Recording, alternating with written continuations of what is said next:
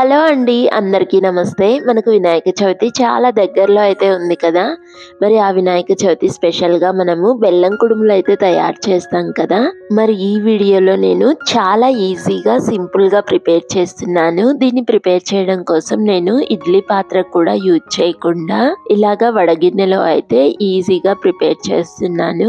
First అయితే దీనికోసం నేను ఒక గుప్పెడు శనగపప్పుని ఇలాగా వాటర్‌లో ఒక గంట సేపు నానబెట్టుకున్నాను. అలాగే ఇక్కడ నేను రావి ఆకుల్ని యూజ్ చేస్తున్నాను.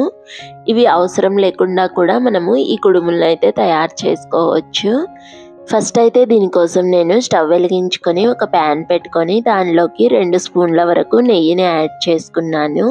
ఆ తర్వాత కొద్దిగా కొబ్బరి తురుముని ఇంకా మనం నానబెట్టుకున్న శనగపప్పును వేసుకునేసి ఒక 2 నిమిషాల సేపు మంటను లో ఫ్లేమ్‌లో పెట్టుకొని ఫ్రై చేసుకుందాము.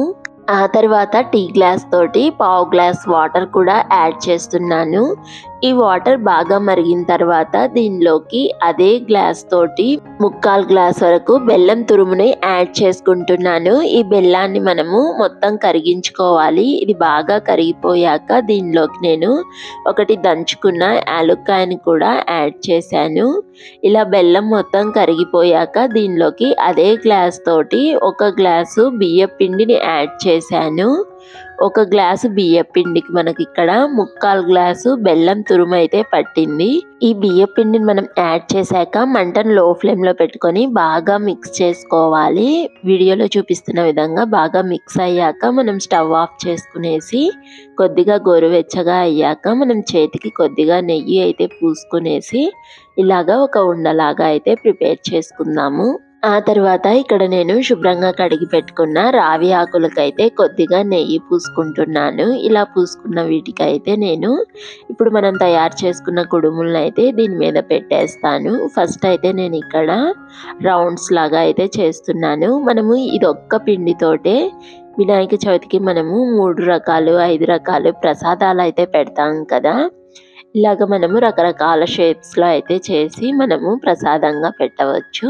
ఇలాగ రౌండ్స్ లాగా ఇంకా ఉండ్రాళ్ళని అలాగే మనము ఆకుకైతే ఒత్తి అలాగా పెట్టవచ్చు.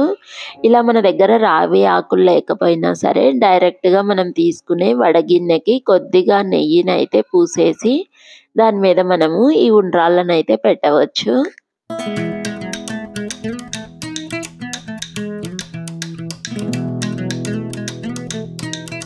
అలాగే మనము వినాయక చవితి స్పెషల్‌గా మోదకాలు కూడా అయితే ప్రిపేర్ చేస్తాం కదా! ఇలాగ రౌండ్స్‌గా చేసుకునేసి పైన అయితే కొద్దిగా పిండిని పైకనేసి ఇలాగ ఒక స్పూన్ తీసుకొని దాని చివరతోటి మనము ఇలాగ ఘాట్స్ పెట్టుకుంటే సేమ్ మనకు మోదకాల షేప్ అయితే వస్తుంది. చాలా బాగుంటాయి కదా మోదకాలు కూడా.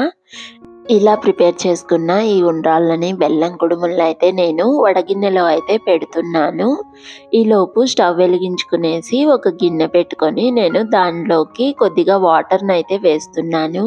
ఈ వాటర్ కొద్దిగా మరిగాక మనం పెట్టుకున్న ఉండ్రాళ్ళ వడగిన్నెనైతే ఈ గిన్నెలో పెట్టేసి మంటను లో ఫ్లేమ్‌లో పెట్టుకునేసి ఒక 15 నిమిషాలైతే మనము మూత పెట్టి ఉడికించుకోవాలి. అంతే అండి, మన వినాయక చవితి స్పెషల్ ప్రసాదం బెల్లం కుడుములు ఉండ్రాళ్ళైతే రెడీ అయిపోయాయి. చాలా బాగుంటాయి. మరి ఆ గణపతికి చేసే ఈ నైవేద్యం రెసిపీ మీ అందరికీ నచ్చిందనుకుంటున్నాను. ఈ స్వీట్ రెసిపీ మీ అందరికీ నచ్చితే like, share and subscribe. Bye bye.